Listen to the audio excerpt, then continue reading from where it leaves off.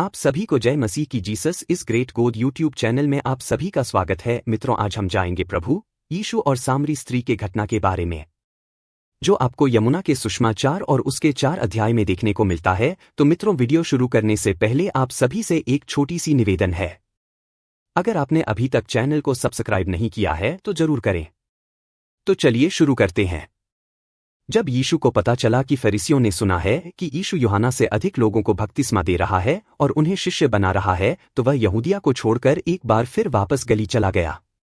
इस बार उसे सामरिया होकर जाना पड़ा, इसलिए वह सामरिया के एक नगर सुखाड़ में आया। यह नगर उस भूमि के पास था जिसे याकूब ने अपने बेटे यूसुफ को दिया था। वहां याकूब का कुआं था। यीशु इस यात्रा में बहुत थक गया था, इसलिए वह कुएं के पास बैठ गया। समय लगभग दोपहर का था। शिष्य लोग भोजन खरीदने के लिए नगर में गए हुए थे। एक सामरी स्त्री जल भरने आई। यीशु ने उससे कहा, मुझे जल दे। सामरी स्त्री ने उससे कहा, तो यहूदी होकर भी मुझसे पीने के लिए जल क्यों मांग रहा है? मैं तो एक सामरी स्त्री हूं। यहूदी तो सामरियों से कोई संबंध नहीं रखते। उत्तर में यीशु ने उससे कहा, यदि तू केवल इतना जानती कि परमेश्वर ने क्या दिया है और वह कौन है जो तुझसे कह रहा है, मुझे जल दे, तो तू उससे मांगती और वह तुझे स्वच्छ जीवन जल प्रदान करता। स्त्री ने उससे कहा, हे महाशय, तेरे पास तो कोई बर्तन तक नहीं है और कुआं बहुत गहरा है। फिर तेरे पास जीवन जल कैसे हो सकता है? निश्चय ही तो हमारे पूर्वज याकूब से बड़ा है, जिसने हमें यह कुआं दिया और अपने बच्चों और मवेशियों के साथ खुद इसका जल पिया था। उत्तर में यीशु ने उससे कहा, हर एक जो इस कुआं का पानी पीता है उसे फिर प्यास लगेगी, किंतु वह जो उस जल को पिएगा जिसे मैं दूंगा, फिर कभी प्यासा नहीं रहेगा, बल्कि मेरा दिया हुआ जल उसके अंतर में एक पानी के झरने का रूप ले लेगा, जो उमड़ घुमड़ कर उसे अनंत जीवन प्रदान करेगा। तब उस स्त्री ने उससे कहा, हे महाशय, मुझे वह जल प्रदान कर, ताकि मैं फिर कभी प्यासी ना रहूं और मुझे यहां पानी खींचने ना आना पड़े। इस पर यीशु ने उससे कहा, जाओ, अपने पति को बुलाकर यहां ले आओ।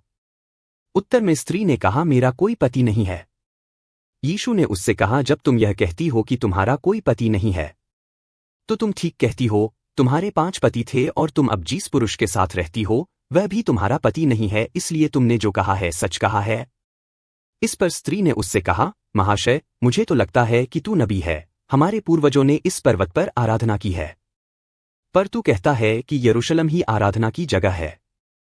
यीशु ने उससे कहा, हे स्त्री, मेरा विश्वास कर, समय आ रहा है जब तुम परमपिता की आराधना न इस पर्वत पर करोगे और न यरूशलेम में। तुम सामरी लोग उसे नहीं जानते जिसकी आराधना करते हो, पर हम यहूदी उसे जानते हैं जिसकी आराधना करते हैं, क्योंकि उद्धार यहूदियों में से ही है। पर समय आ रहा है और आ ही गया है जब सच्चे उपासक पिता की आराधना आत्मा और सच्चाई में करेंगे। परमपिता ऐसा ही उपासक चाहता है। परमेश्वर आत्मा है, और इसीलिए जो उसकी आराधना करें उन्हें आत्मा और सच्चाई में ही उसकी आराधना करनी होगी। फिर स्त्री ने उससे कहा, मैं जानती हूं कि मसीह यानी आने वाला है। जब वह आएगा तो हमें सब कुछ बताएगा। यीशु ने उससे कहा, मैं जो तुझसे बात कर रहा हूं वही हूं।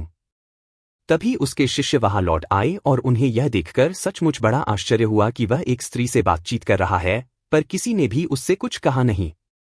तुझे इस स्त्री से क्या लेना है, या तू इससे बातें क्यों कर रहा है? वह स्त्री अपने पानी भरने के घड़े को वहीं छोड़कर नगर में वापस चली गई और लोगों से बोली, आओ और देखो, एक ऐसा पुरुष है जिसने मैंने जो कुछ किया है वह सब कुछ मुझे बता दिया। क्या तुम नहीं सोचते कि वह मसीह हो सकता है? इस पर लोग नगर छोड़कर यीशु के पास जा पहुंचे। इसी समय यीशु के शिष्य उससे विनती कर रहे थे, फिर अभी कुछ खा ले। पर यीशु ने उनसे कहा, मेरे पास खाने के लिए ऐसा भोजन है जिसके बारे में तुम कुछ भी नहीं जानते।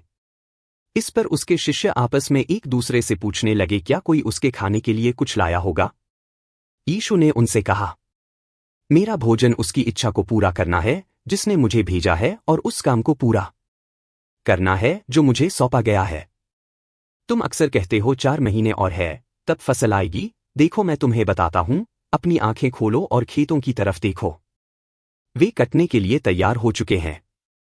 वह जो कटाई कर रहा है अपनी मजदूरी पा रहा है और अनंत जीवन के लिए फसल इकट्ठी कर रहा है, ताकि फसल बोने वाला और काटने वाला दोनों ही साथ साथ आनंदित हो सके। यह कथन वास्तव में सच है। एक व्यक्ति बोता है और दूसरा व्यक्ति काटता है। मैंने तुम्हें उस फसल को काटने भेजा है जिस पर तुम्हारी मेहनत नहीं लगी है, जिस पर दूसरों ने मेहनत की है, और उनकी मेहनत का फल तुम्हें मिला है। उस नगर के बहुत से सामरियों ने यीशु में विश्वास किया, क्योंकि उस स्त्री के उस शब्दों को उन्होंने साक्षी माना था। मैंने जब कभी जो कुछ किया उसने मुझे उसके बारे में सब कुछ बता दिया। जब सामरी उसके पास आए तो उन्होंने उससे उनके साथ ठहरने के लिए विनती की। इस पर वह 2 दिन के लिए वहां ठहरा और उसके वचन से प्रभावित होकर बहुत से और लोग भी उसके विश्वासी हो गए।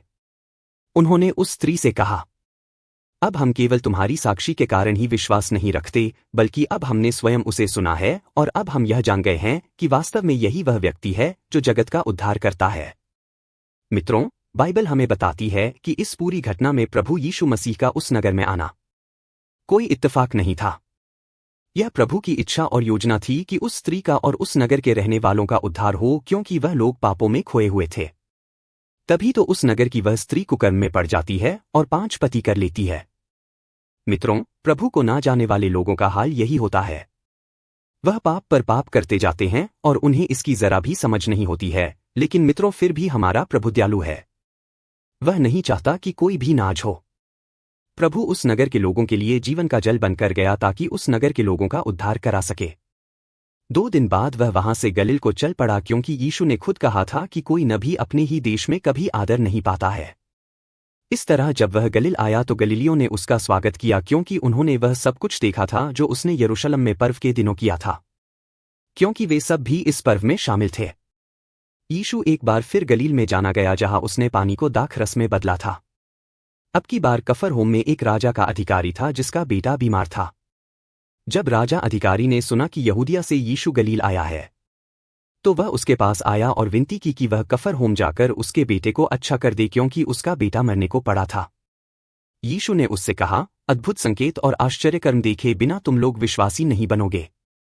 राजाधिकारी ने उससे कहा, महोदय, इससे पहले कि मेरा बच्चा मर जाए, मेरे साथ चले। यीशु ने उत्तर में कहा, जा तेरा पुत्र जीवित रहेगा। यीशु ने जो कुछ कहा था उसने उस पर विश्वास किया और घर चला गया। वह घर लौटते हुए अभी रास्ते में ही था कि उसे उसके नौकर मिले और उसे समाचार दिया कि उसका बच्चा ठीक हो गया। उसने पूछा, सही हालत किस समय से ठीक होना शुरू हुई थी? उन्होंने जवाब दिया, कल दोपहर 1 बजे उसका बुखार उतर गया था। बच्चे के पिता को ध्यान आया कि यह ठीक वही समय था जब यीशु ने उससे कहा था, तेरा पुत्र जीवित रहेगा। इस तरह अपने सारे परिवार के साथ वह विश्वासी हो गया। यह दूसरा अद्भुत चिन्ह था जो यीशु ने यहूदियों को गलील आने पर दर्शाया। तो मित्रों, आज के लिए बस इतना ही। उम्मीद करते हैं कि यह वीडियो आपको पसंद आया होगा। अगर पसंद आया तो वीडियो को लाइक और शेयर करना बिल्कुल भी ना भूलें। चैनल में नए हैं तो सब्सक्राइब जरूर करें। आप सबसे फिर मुलाकात होगी। तब तक के लिए आप सभी को जय मसीह की।